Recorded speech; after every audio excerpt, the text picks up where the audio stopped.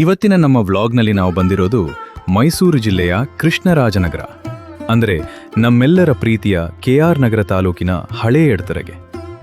ನಿಮಗೆ ಗೊತ್ತಾ ಈ ಜಾಗಕ್ಕೆ ಎಡತೊರೆ ಅಂತ ಹೆಸರು ಯಾಕೆ ಬಂತು ಅಂತ? ಕನ್ನಡದಲ್ಲಿ ಎಡ ಅಂದರೆ ಎಡಭಾಗ, ತೊರೆ ಅಂದರೆ ನದಿ. ಇಲ್ಲಿ ಹರಿಯುವ ಪವಿತ್ರ ಕಾವೇರಿ ನದಿ ಎಡಭಾಗಕ್ಕೆ ತಿರುವು ಪಡೆದುಕೊಳ್ಳುವುದರಿಂದ ಈ ಜಾಗಕ್ಕೆ ಎಡತೊರೆ ಎಂಬ ಹೆಸರು ಬಂದಿದೆ. ಮೈಸೂರಿನಿಂದ ಕೇವಲ 44 ಕಿಲೋಮೀಟರ್ ದೂರದಲ್ಲಿರುವ ಈ ಐತಿಹಾಸಿಕ ಸ್ಥಳದಲ್ಲಿ 100 ವರ್ಷಗಳ ಇತಿಹಾಸವಿದೆ. 1920ರ ದಶಕದಲ್ಲಿ ಕಾವೇರಿ ನದಿಗೆ ಬಂದ ಭೀಕರ ಪ್ರವಾಹದಿಂದ ಇಡೀ ಹಳೇ ಎಡತೊರೆ ಜಲಾವೃತವಾಗಿತ್ತು. ಆಮೇಲೆ ನಮ್ಮ ಮೈಸೂರು ಮಹಾರಾಜರಾದ ನಾಲ್ವಡಿ ಕೃಷ್ಣರಾಜ ಒಡೆಯರವರು ಈ ಜನರಿಗಾಗಿ ಎತ್ತರದಲ್ಲಿ ಹೊಸ ಪಟ್ಟಣವನ್ನು ನಿರ್ಮಿಸಿದರು. ಅದೇ ಇಂದಿನ ಆಧುನಿಕ ಕೃಷ್ಣರಾಜನಗರ. ಬನ್ನಿ, ಇವತ್ತು ಹಳೇ ಎಡತೊರೆಯ ವಿಶೇಷತೆಗಳನ್ನು ಹತ್ತಿರದಿಂದ ನೋಡೋಣ.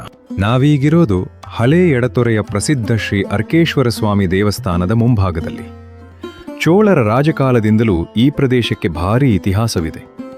19ನೇ ಶತಮಾನದ ಆರಂಭದಲ್ಲಿ ಮುಮ್ಮಡಿ ಕೃಷ್ಣರಾಜ ಒಡೆಯರವರು ಈ ದೇವಸ್ಥಾನವನ್ನು ದ್ರಾವಿಡ ಶೈಲಿಯಲ್ಲಿ ಜೀರ್ಣೋದ್ಧಾರ ಮಾಡಿದರು. ಇಲ್ಲಿ ಅರ್ಕ ಅಂದರೆ ಸೂರ್ಯದೇವ. ಸ್ವತಃ ಸೂರ್ಯದೇವನೇ ದೇವನೇ ಇಲ್ಲಿ ಶಿವಲಿಂಗವನ್ನು ಪ್ರತಿಷ್ಠಾಪಿಸಿ ಪೂಜಿಸಿದನೆಂಬ ನಂಬಿಕೆ ಇರುವುದರಿಂದ ಈ ದೇವರಿಗೆ ಅರ್ಕೇಶ್ವರ ಅಂತ ಕರೀತಾರೆ. ಇಲ್ಲಿರುವ ಕಾವೇರಿ ನದಿಯಲ್ಲಿ ಪವಿತ್ರ ಸ್ನಾನ ಮಾಡಿ ದೇವರ ದರ್ಶನ ಪಡೆದರೆ ಚರ್ಮವ್ಯಾಧಿಗಳು ವಾಸಿಯಾಗುತ್ತವೆ ಅನ್ನೋದು ಜನರ ಬಲವಾದ ನಂಬಿಕೆ. ಪ್ರಸ್ತುತ ಇದು ಪುರಾತತ್ವ ಇಲಾಖೆಯ ಸಂರಕ್ಷಿತ ಸ್ಮಾರಕವಾಗಿದೆ. ಈ ಜಾಗದ ಶಿಲ್ಪಕಲೆ ನಿಜಕ್ಕೂ ಮಂತ್ರಮುಗ್ಧಗೊಳಿಸುತ್ತೆ. ದೇವಸ್ಥಾನದ ದರ್ಶನದ ಬಳಿಕ ನಾವು ಈಗ ಬಂದಿರೋದು ಮತ್ತೊಂದು ಪುಣ್ಯಕ್ಷೇತ್ರಕ್ಕೆ. ಅದೇ ಎಡತೊರೆ ಶ್ರೀ ಯೋಗಾನಂದೇಶ್ವರ ಸರಸ್ವತಿ ಮಠ.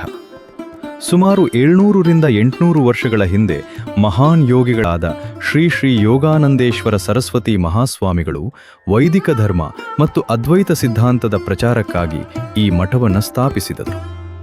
ಇದು ಆದಿಶಂಕರಾಚಾರ್ಯರ ಶಾಂಕರ ಪರಂಪರೆಯನ್ನು ಅನುಸರಿಸುವ ಅತ್ಯಂತ ಪವಿತ್ರ ಪೀಠವಾಗಿದೆ.